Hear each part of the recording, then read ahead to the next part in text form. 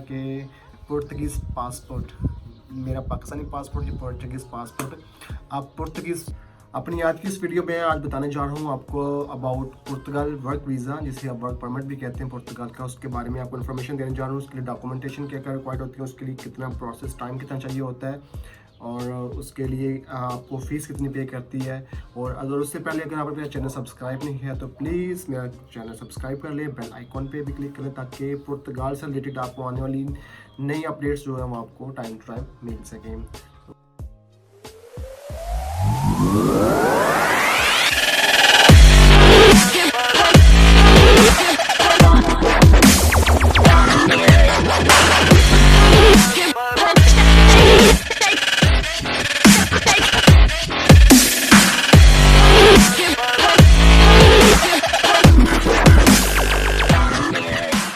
Welcome back to my channel Shahbaz Imam vlogs and बात करते हैं पुर्तगाल के बारे में। पुर्तगाल के मुझे एक फ्रेंड ने कमेंट में और प्राइवेट में मैसेज आते हैं कि पुर्तगाल के वर्क परमिट का क्या सीन है। आजकल धूम मची हुई है सोशल मीडियाज़ के ऊपर, और यूट्यूब के ऊपर हज़ारों वीडियोज़ हैं पुर्तगाल के वर्क परमिट के बारे में।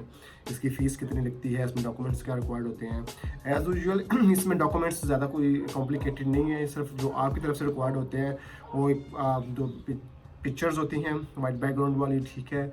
आपका बैंक स्टेटमेंट होती है, फैमिली रजिस्ट्रेशन सर्टिफिकेट होता है। उसके बाद आपके एडिशनल जो डॉक्यूमेंट्स होते हैं प्रॉपर्टी या इस तरह की जो चीज़ें होती हैं वो होती हैं, वो एक अनदर ऑप्शन सेकंड ऑप्शन में है, तो कंपल्सरी नहीं है ये डॉक्यूमेंट्स।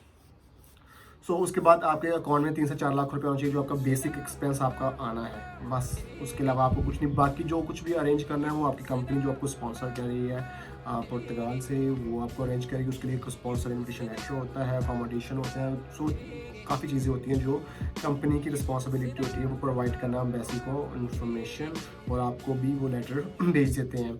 सो इसकी जो फ़ी यहाँ पे लीगल फ़ीस है वो 1800 यूरो है। और उसके बाद बट ये जो कंपनीज़ होती हैं, ये कंपनीज़ 8 से 9,000 के बीच में, 7,000, 8,000, 9,000 के बीच में भी चार्ज करती हैं, क्योंकि ये अपने वर्क परमिट को सेल करते हैं।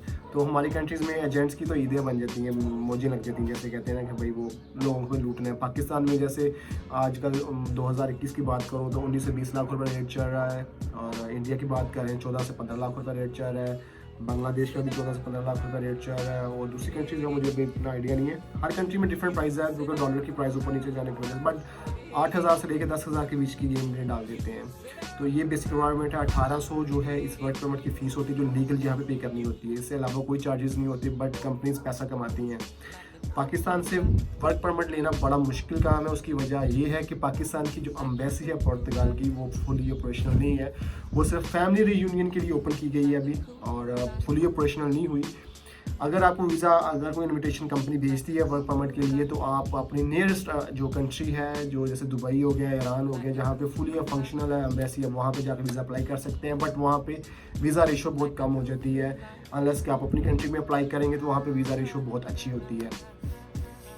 और वर्क परमिट जब आपका यहाँ पे कंप्लीट हो जाता है, उसके बाद आपको यहाँ पे रेजिडेंस मिल जाते हैं, TRC कहते हैं।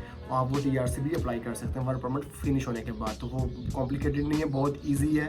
और मेरी कैट जो है मुझे पीछे तंग कर रही है। सो उसके बाद और कॉम्प्लिकेटेड चीज़ें कोई नहीं होती यहाँ। जब आप यहाँ पोर्चुगल में आ जाते हैं, फिर जो बाकी डॉक्यूमेंटेशन हम कंपनी आपकी रेडी करती है, बनाते हैं। फिनांस होता है, फिनांस सोशल नंबर होता है, फिनांस नंबर होता है, जिसके ऊपर आपके टैक्स पे होते हैं। सारा कुछ चलता है आपका यहाँ पे, प्रोसीजर चलता है पुर्तगाल के अंदर।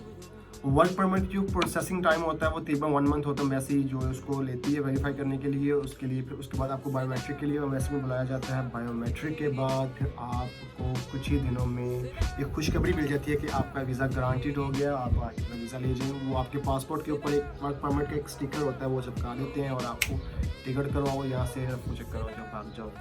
ये एक छोटी सी यानी कि बेसिक डॉक्यूमेंटेशन है। मेरे पाकिस्तान से बड़ा हार्ड है वर्क परमिट लेना।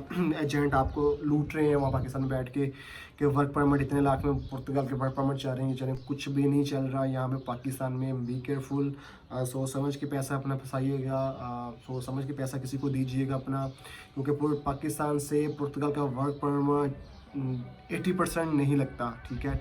20% चांसेस होते हैं कि कंपनी बहुत बहुत बड़ी है, जिसके एम्बेसीज को भी माननी पड़ती है, भाई कंपनीज बहुत ज़्यादा टैक्स पे करती हैं यहाँ पे। तो अपनी दुआओं में याद रखिएगा, अपने आप को संभालिएगा, बी केयरफुल रहिएगा।